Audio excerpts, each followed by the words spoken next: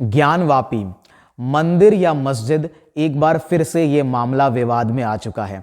मंगलवार को Allahabad high court ने मुस्लिम पक्ष के याचिकाओं को खारिज करते हुए इलाहाबाद जो वाराणसी उच्च न्यायालय है, वाराणसी का जो जिला न्यायालय, उसको यह आदेश दिया कि वो इस मामले पर सुनवाई करे और 6 महीने के अंदर जो है इस केस की सुनवाई कंप्लीट करे।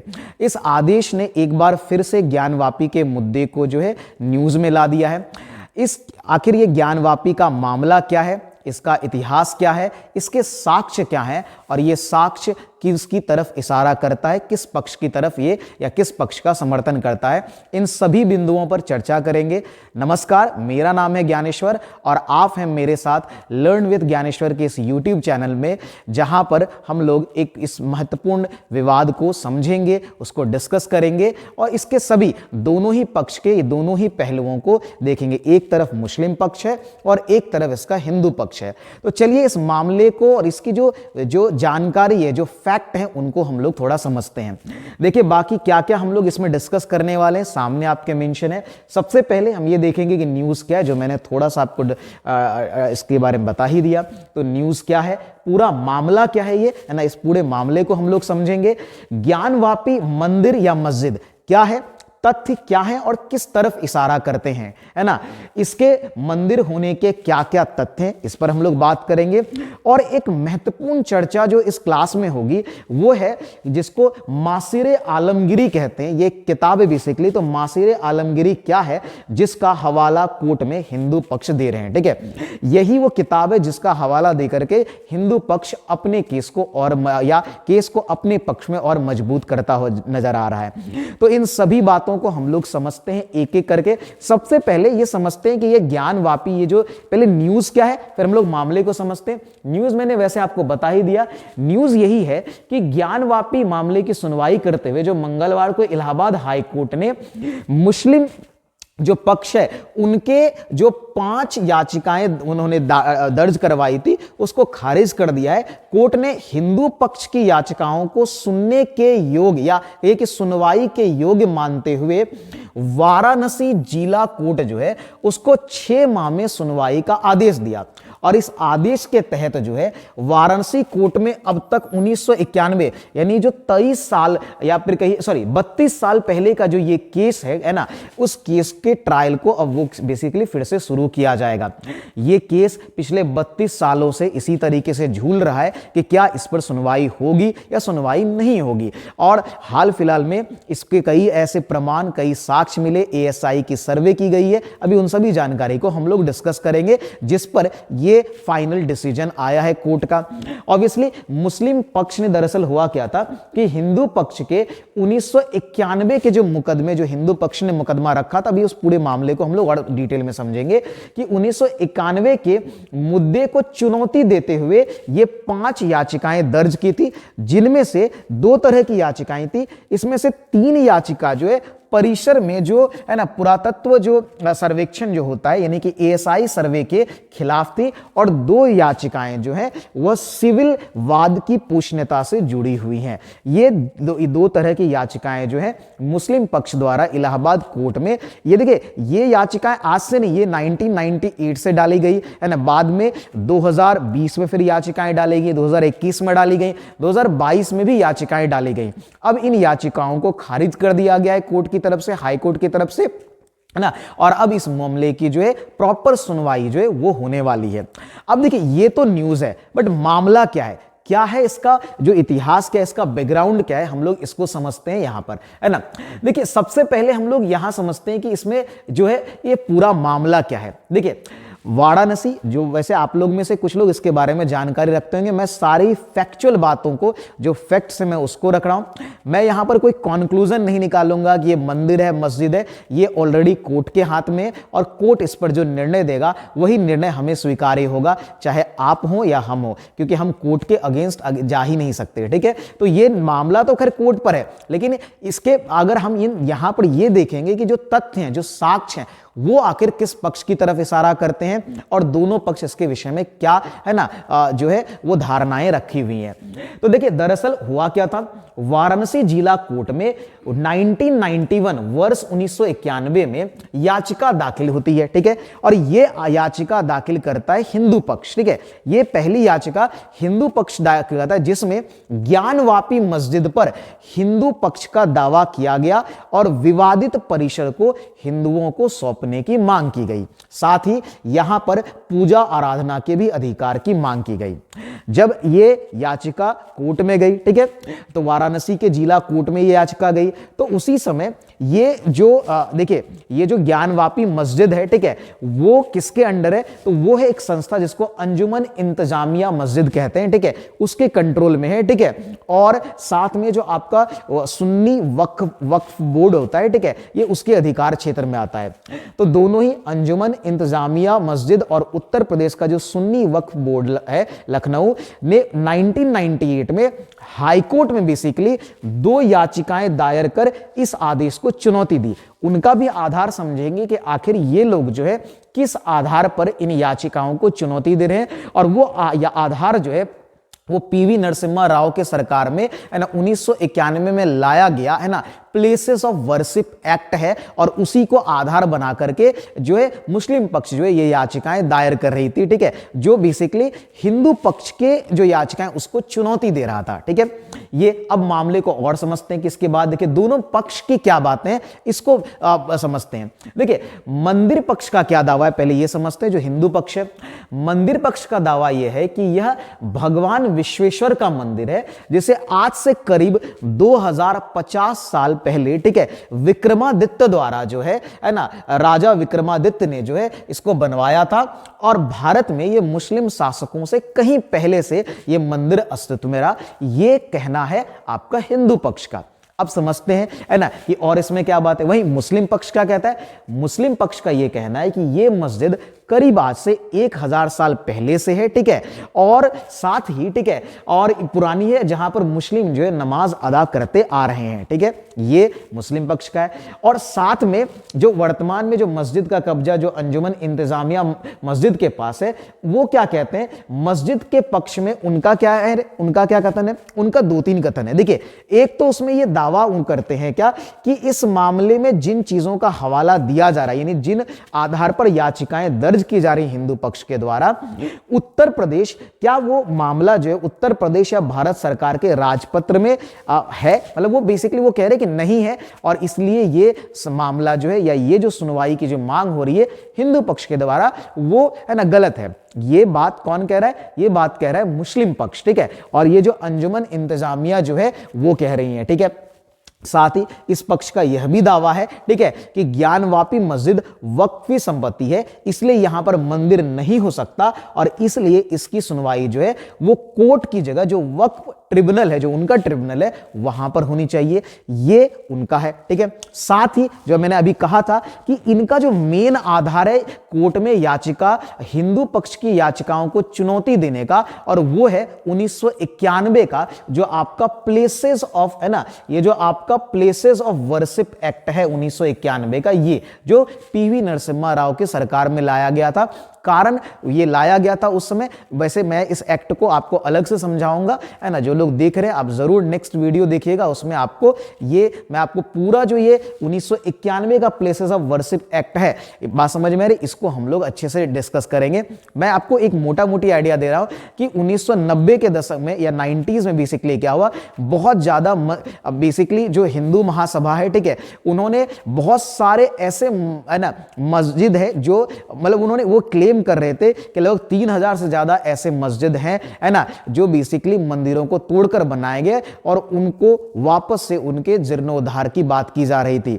और पीवी नरसिम्हा राव की सरकार को यह लगा कि यह मामला जो है वो सांप्रदायिक दंगे में या और बुरी स्थिति में परिवर्तित हो सकता है, इसलिए उन्होंने 1991 का प्लेसेस ऑफ वर्शिप एक्ट वो लेकर के आए, जिसमें यह कहा गया कि 15 अगस्त 1947 से पहले जो भी है ना पूजा के स्थल, जो धार्मिक स्थल बने हुए हैं, उसको उसमें कोई परिवर्तन का मतलब उसको किसी दूसरे धर्म में परिवर्तित नहीं किया जाएगा, ऐसा कहा गया है। और इसी का आधार बनाकर जो मुस्लिम पक्ष है वो बेसिकली इस मुद्दे को है ना या इस हिंदू पक्ष की याचिकाओं को चुनौती देता है। तो ये ओवरऑल मामला है 1991 में, देखिए ये केस शुरू हुआ, ठीक है। फिर देखिए 1991 में शुरू हुआ, 1998 में जो मुस्लिम बोर्ड है, ठीक है, वो उन्होंने इस पक्ष के बारे में जो उन्होंने अपना पक्ष रखते हुए जो है याचिकाएं वहां पर है ना दर्ज की। ठीक है, देखिए ये मामला उसके बाद करीब कहिए 21 साल तक तो ये मामला लटका रहा, कोई सुनवाई नहीं हुई इस मामले में। फिर इस मामले में 2019 में एक बार फिर से जो है वाराणसी का जो जिला न्यायालय वहां पर ये मामला जाता है। ठीक है, फिर 21 में भी इसमें कोई खास सुनवाई नहीं होती, इस पर रोक लग जाती है ना। फिर जो इसमें मेन चेंजेस आता है वो होता है 2022 में। 2022 में 5 महिलाएं जो हैं, ठीक है, उस प्रांगण में, उस परिसर में जो वर्तमान में मस्जिद है, ठीक है, जो ज्ञानवापी मस्जिद है, उसके प्रांगण में जो मौजूद मूर्तियां हैं, जैसे उसमें गणेश भगवान की मूर्ति है, ठीक है, हनुमान की मूर्ति है, नंदी की मूर्ति है, इन मूर्तियों के दैनिक पूजन, गौड़ी शंकर श्रृंगार गौड़ी जो है उनकी मूर्ति है, ठीक है, इन सभी मूर्तियों के दैनिक पूजा अर्चना के अनुमति मांगी जाती है कोर्ट से। ठीक है, और उसके बाद इतना ही नहीं, और देखिए जब ये मांग की जाती है तो मुस्लिम पक्ष अगेन है ना इसे विवादित मानते हुए इसके अगेंस्ट जो है याचिकाएं वो डालता है। लेकिन फिर बाद में क्या होता है कि 2022 में ही, ठीक है, इस पक्ष पर जो है वहां के है ना इस याचिका पर जो वाराणसी के सिविल जज थे उन्होंने ये कहा कि इस परिसर की जो है बेसिकली सर्वे की जाए, है ना। उसको सर्वे करने के लिए जो है एएसआई को कहा गया। पहले तो जो मुस्लिम बोर्ड है या मुस्लिम पक्ष है उन्होंने इस सर्वे को रोकने का प्रयास भी किया, उसके अगेंस्ट याचिका भी डाली, लेकिन अंततः सर्वे हुआ और सर्वे में कुछ ऐसी चीजें निकल करके आई जिसने इस मामले को और ज्यादा बढ़ा दिया। और उसमें से एक महत्वपूर्ण जो था वो था वजू खाने में मिलने वाला शिवलिंग, जिसे मुस्लिम पक्ष फव्वारा कह रहा है। ठीक है, अभी आप उसका इमेज भी यहां पर देखेंगे कि है ना, आगे के स्लाइड में आप उसका इमेज देखेंगे जिसको मुस्लिम पक्ष जो फव्वारा कहता है। ठीक है, यहां से ये मुद्दा और ज्यादा बढ़ गया। ठीक है, बाद में ये मुद्दा सुप्रीम कोर्ट के पास गया, सुप्रीम कोर्ट ने कुछ समय के लिए इस पर रोक लगा दी, लेकिन ये मुद्दा वापस से आपके सामने खड़ा है और मैंने उसके पूरी कहानी आपको बैकग्राउंड बता दिया। ठीक है, अब हम लोग जो है इसके कुछ महत्वपूर्ण प्रश्नों की तरफ बढ़ते हैं। अब सबसे पहला प्रश्न है ना, कि इसके मंदिर होने के क्या तथ्य हैं। अभी जो मैं बात कर रहा था, ठीक है, जो यहां पर आप एक तस्वीर देख रहे हैं, यही वो है ना शिवलिंग है। ठीक है, जिसे हिंदू पक्ष खैर शिवलिंग कह रहा है और जो मुस्लिम पक्ष है वो इसे फव्वारा कह रहा है। अब देखिए यहां पर भी दो बातें हैं, ठीक है, जो फैक्ट के बेसिस में कह रहा हूं। ठीक है, देखिए जो भी इतिहासकार जिन लोगों ने भी इसको है ना, जो एएसआई जिन्होंने इसको देखा है ना, जिन्होंने इस तस्वीर को भी देखा या वहां जाकर के इसका अध्ययन किया, उनका मानना है कि इसका जो स्ट्रक्चर है वो बिल्कुल जो शिवलिंग का स्ट्रक्चर होता है उसी स्ट्रक्चर का है। यानी इसकी सारी रूपरेखा जो है वो शिवलिंग है ना, या भगवान शिव के ज्योतिर्लिंग की तरह है, ना कि किसी फव्वारे की तरह है। दूसरा, और अगर ये फव्वारा है तो क्या इसका जो मुस्लिम पक्ष के पास एक सवाल यह भी उठ जाता है, क्या मुस्लिम पक्ष के पास कोई ऐसा प्रमाण है कि ये फव्वारा सक्रिय रहा हो? क्योंकि ऐसा कोई प्रमाण बिल्कुल भी नहीं है, है ना, कि ये फव्वारा जो है वो सक्रिय रहा हो, ऐसा कोई प्रमाण वहां पर नहीं है। ये बेसिकली इसके पीछे भी कहानी है। कुछ लोगों का ये कहना है कि औरंगजेब ने जब इसको मंदिर को तुड़वाया था, ठीक है, तो इसको जो वहां के पुजारियों ने इसको छुपा दिया था। ये एक तरह से है ना, ये तो बाद में जो है एएसआई के सर्वे में सामने निकल करके आई। बाकी ये आप मंदिर की तस्वीर देख रहे हैं जहां पर आपको नंदी की मूर्ति भी मिल जाएगी। जहां मस्जिद का जो पश्चिमी दीवार आप देखेंगे है ना, उसकी जो डिजाइनिंग है, कहिए उसका जो आर्किटेक्चर है वो बिल्कुल मस्जिद जैसा नहीं बल्कि मंदिर जैसा है। ये कुछ साक्ष्य हैं, आप इसको थोड़ा पढ़िए भी और समझिए। यह मंदिर है, मस्जिद है, इस पर सवाल खड़ा करता है क्या, और वो है परिसर में मौजूद कुछ आकृतियां, जिसमें नंदी की मूर्ति है, मैंने अभी बताया था श्रृंगार गौरी जो है उनकी है। ठीक है, भगवान शिव, भगवान गणेश की भी मूर्ति देखने को मिलता है, और भगवान शिव का ज्योतिर्लिंग आदि, ये ज्योतिर्लिंग आप यहां पर देख रहे हैं। और स्वयं अब सवाल जो है ना, एक सवाल जो है, एक तथ्य जो है, वो भी यहां पर एक सवाल जो मुस्लिम पक्ष पर खड़ा होता है, वो है इसका नाम, और वो है ज्ञानव्यापी। देखिए ज्ञानव्यापी एक संस्कृत शब्द है, ठीक है, तो ये भी एक सवाल बनता है, मुस्लिम पक्ष के सामने रखा गया कि ज्ञानव्यापी आखिर किस मस्जिद का नाम हो सकता है, कि ज्ञानव्यापी जो कि एक संस्कृत शब्द है और ये दुनिया की किसी भी मस्जिद का नाम किसी संस्कृत शब्द पर आधारित नहीं है। खैर इस पक्ष में, इस बात पर मुस्लिम पक्ष के अपने जवाब हैं कि ज्ञानवापी, चूंकि वो मोहल्ला उसका नाम ज्ञानवापी था इसलिए मस्जिद का नाम ज्ञानवापी पर गया, है ना। लेकिन अब इसके कोई प्रमाण तो है नहीं, ठीक है, अब इसका कोई विशेष प्रमाण नहीं है, लेकिन ये कुछ तथ्य। इसके अलावा अगर आप देखें तो काशी खंड, इसके अलावा अगर आप देखें स्कंद पुराण और प्राचीन दस्तावेजों में भी जो है इसका जिक्र मिलता है। इसके साथ यहां पर जो है आपने, जैसा मैंने कहा, कई देवी देवताओं की प्रतिमा भी, उसके भी मौजूदगी होने के दावे किए गए हैं, ठीक है, और कई तस्वीरें भी सामने निकल करके आई हैं, ठीक है। वैसे अभी इसकी रिपोर्ट जो है एएसआई द्वारा जो रिपोर्ट है 8 दिसंबर को सबमिट की गई, तो उसके बाद ही ये निर्णय आया है, सामने आया है। अभी वो एएसआई की रिपोर्ट पब्लिश नहीं हुए कि उसमें एक्चुअल में क्या क्या चीजें सामने निकल के, ये जो आप ये शिवलिंग वाला, ये फव्वारा वाला, या आप जिसको शिवलिंग हिंदू के पक्ष के लोग मान रहे हैं, ठीक है, ये लीक हो गया था, इसका वीडियो लीक हो गया था जो एएसआई सर्वे का था, है ना, तो ये न्यूज में ये या लोगों के सामने आया। वरना ये जो एएसआई जो भी सर्वे करती है वो पहले गुप्त रहता है, सीक्रेट रहता है, बाद में जब इस पर जजमेंट आएगा तब इसको पब्लिक किया जाएगा, ठीक है। तो ये जो है ये मंदिर है, इसके मंदिर होने के जो मुख्य तथ्य है वो तथ्य यहां पर है। लेकिन एक बहुत बड़ा तथ्य है और वो यहां पर आपको समझना है, ठीक है, और वो है ये देखिए, ये जो पूरा मामला है और इस पूरे मामले में हिंदू पक्ष को जो मजबूत करने वाला कोई तथ्य है तो वो है ये किताब। आप यहां पर सामने ये किताब देख रहे होंगे, ये है मासीरे आलमगीरी। देखिए आलमगीर जो है वो औरंगजेब को कहा जाता था, ठीक है, औरंगजेब का ही नाम था। और ये किताब देखिए किसके बारे में, a history of the emperor Aurangzeb Alamgir 1658 से 1707 जो औरंगजेब का शासनकाल रहा था, ये उसके बारे में। इसके जो मेन राइटर है ना, इसके मेन जो लेखक है वो एक मुस्लिम लेखक है, उसका नाम है साकी मुस्ताद खान, है ना। कहा जाता है ये एक स्वतंत्र लेखक थे, यानी ये औरंगजेब के समय थे, लेकिन ये राज दरबारी लेखक नहीं थे, एक स्वतंत्र लेखक थे जिन्होंने औरंगजेब के शासनकाल के बारे में लिखा। ये फारसी में लिखी गई किताब थी, ऑब्वियसली इसको ट्रांसलेट किया था सर जादू, है ना, नाथ शंकर सरकार ने, ठीक है, इसको ट्रांसलेट किया सर जादूनाथ सरकार ने, ठीक है। और इसके ट्रांसलेशन में भी बहुत सारी जानकारियां निकल के आई। वैसे तो देखिए जो उर्दू इतिहासकार है उन्होंने भी जो इसका फारसी रूप है उसमें भी पढ़ा, वो सेम है, इसमें कोई बदलाव तो नहीं किए गए, ठीक है। जो एग्जैक्ट ट्रांसलेशन है कहिए वही ट्रांसलेशन है। और यही वो किताब जो है वो हिंदू पक्ष के लिए एक आधार बना हुआ, या कहिए कि उनके पक्ष को मजबूत बनाता है। क्या है ये किताब, और इसको और बढ़िया समझते हैं। मैंने अब देखिए मंदिर पक्ष के दावे में जो एक अहम आधार बना हुआ है वो ये किताब है जिसमें औरंगजेब के शासन का जिक्र है। साकी मुस्ताद खान की जो ये किताब है, इसके आधार पर मंदिर पक्ष की तरफ से दावा किया गया ये जो आदि विश्वेश्वर मंदिर को मुगल बादशाह औरंगजेब के शासनकाल में तोड़ा गया और बाद में उसी की जगह पर मस्जिद का निर्माण किया। और इसमें क्या है मेंशन, देखिए यही जो मासीरे है ना, जो आपका मासीरे आलमगिरी है, इसमें ये लिखा हुआ, ये साफ साफ लिखा हुआ है, ठीक है, कि 8 अप्रैल 1669 को बादशाह औरंगजेब ने जो है मुल्तान, ठट्टा, ये 2 क्षेत्र हैं जो कि अभी वर्तमान में पाकिस्तान में, और बनारस में मंदिरों को तोड़ने का फरमान जारी किया। और 2 जून और कई जगह इसका मेंशन 2 सितंबर भी है ना, कि 1669 के औरंगजेब की सभा में उसे यह जानकारी दी गई कि उसके फरमान पर जो है वो अमल किया जा चुका है। ये बातें लिखी गई हैं इसी किताब के 2 अलग जगह पर, पन्नों पर लिखा गया। एक जगह बताया गया कि ये फरमान जारी हुआ और फिर दूसरी जगह ये लिखा हुआ है कि इस फरमान पर अमल करने की सूचना जो है वो औरंगजेब तक पहुंचाई गई।